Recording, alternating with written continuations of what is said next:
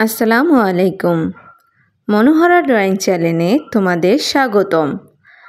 আজ আমরা আঁকতে চলেছি একটি স্কুল প্রাঙ্গণ।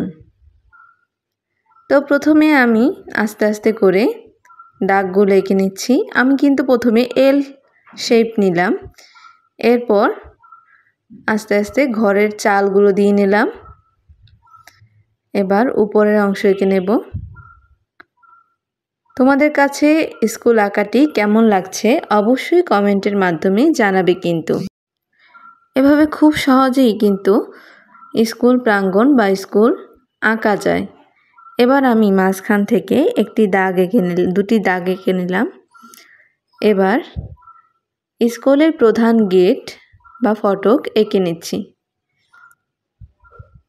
এবার আমি স্কুলের কিছু জানলা এঁকে নেব। দেখো কত সুন্দর করে খুব সহজে কিন্তু স্কুল বা স্কুল প্রাঙ্গণ আঁকা হয়ে যাচ্ছে। দেখছো খুব সহজে কিন্তু আঁকা হয়ে গেল।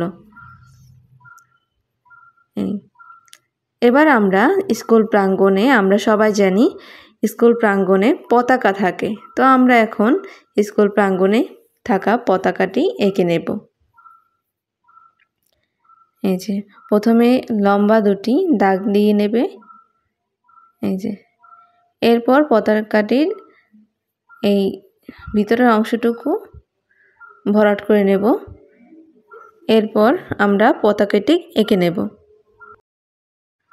আমার চ্যানেলটি এখনও যারা সাবস্ক্রাইব করনি তারা অবশ্যই আমার চ্যানেলটিকে সাবস্ক্রাইব করবে এবং পাশে থাকা বেল আইকন বাটনটি অন করতে ভুলো না কিন্তু, কারণ আমার ভিডিও আপলোড হওয়ার সাথে সাথে তোমরা তার নোটিফিকেশন পাওয়ার জন্য অবশ্যই বেল আইকন বাটনটিতে অন করে রাখবে, যাতে আমার ভিডিও আপলোড হওয়ার সাথে সাথে তোমরা তার নোটিফিকেশন পেয়ে যাও এবং এভাবে খুব সহজে ড্রয়িং ভিডিও পেয়ে যাও।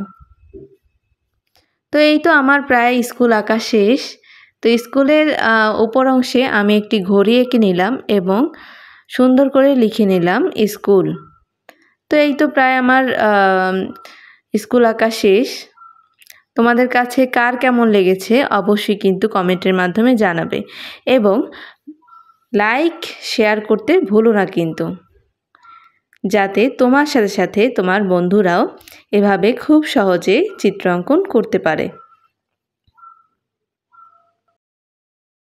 আমার ভিডিওটি যদি তোমাদের কাছে ভালো লেগে থাকে তাহলে অবশ্যই লাইক, কমেন্ট, শেয়ার করতে এবং সাবস্ক্রাইব করতে ভুলো না কিন্তু। আল্লাহ হাফেজ।